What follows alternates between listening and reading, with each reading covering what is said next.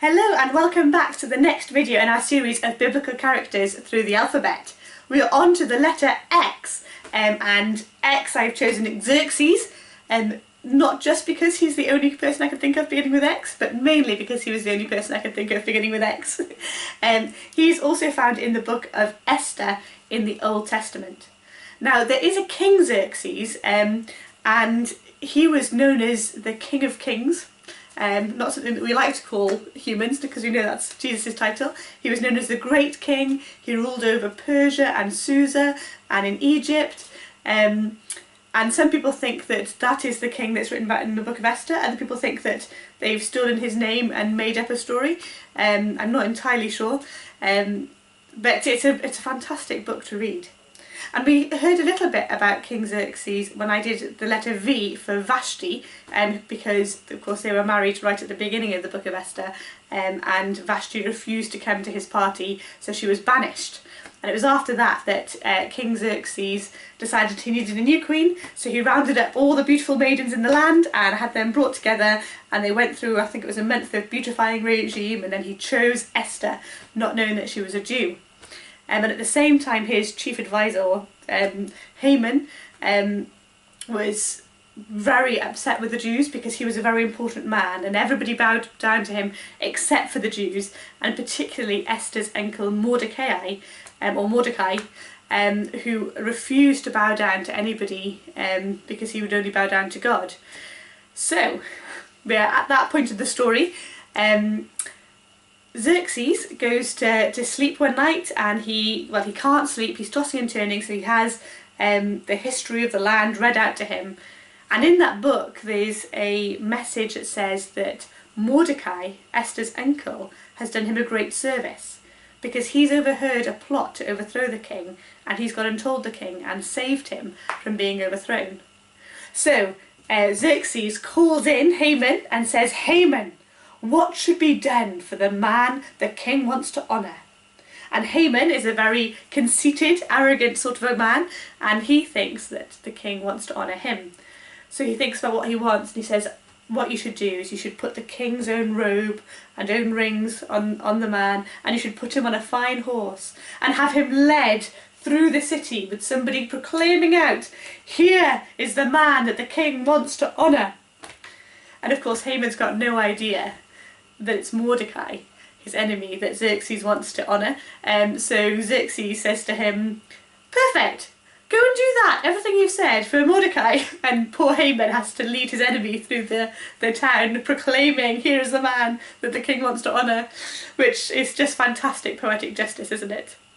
So after that, Haman becomes even more angry with the Jews, and he goes to the king and he says, "Look, the Jews are the people who are least listening to your rule, who don't give you credit for being the great king that you are, who refuse to bow down, and I think it's time we get them."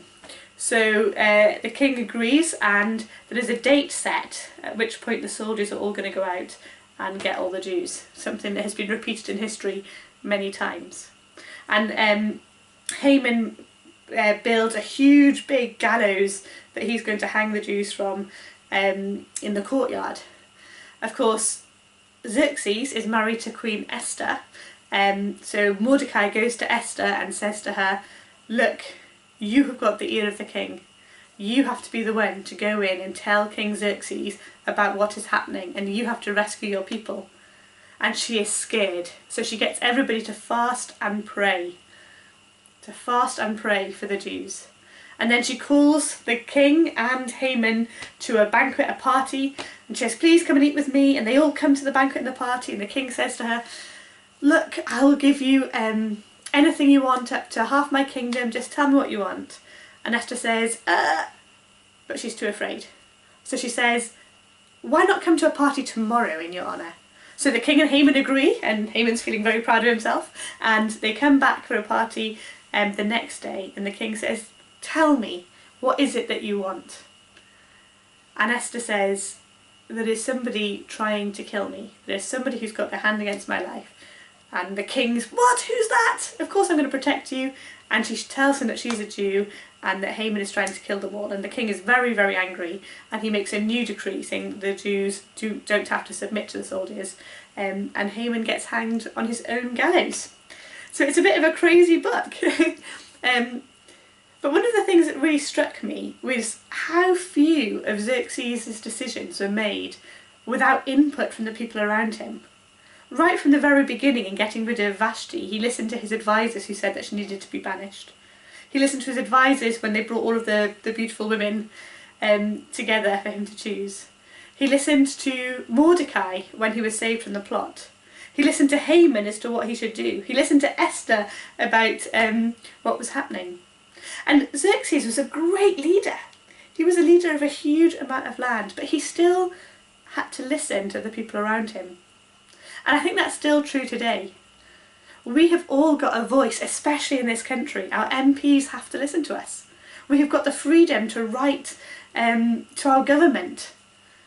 And it made me wonder, what things can we be a voice for? What things is God putting on our hearts that we can speak up for? Because it's not true that everybody in the world has the same right. We have a right, we have a voice. We come from a country where each one of us has got that ability to make a difference. I saw Richard Lancaster has put on his Facebook page that he's missing going out for Greenpeace and speaking up for the areas of the world that he sees problems in. And I know that there are others of us in the church with different agendas, different areas of concern for our world. And I think, when I think of Xerxes, it is that real reminder of how powerful we can be even when we think we're not in a place of power, and how important it is for us to speak up in those situations. So I'm going to pray for us. God, I thank you that each of us has a voice, and I thank you for the culture that we live in, the land that we live in, that it gives us the freedom to express ourselves and to speak up and right wrongs where we see them. Please, Lord, speak to us and show us where there is injustice, where there is oppression, and where we can be effective in changing the world for the better. And sometimes that is scary, as Esther got scared, Lord. And please give us courage and surround us with people who can help us and support us when we have an issue that we need to speak about. Amen. Amen. Oh, well, it's nice to see you again. I should have mentioned Alison Morgan and all she's doing for the railway. Alison, we are right behind you in your pioneering work to make Nailsy more accessible. I'll see you next time for Y, and then it'll be Z, and it'll be the end of this series. But we've got 2 more to go first. So I'll see you soon. Bye!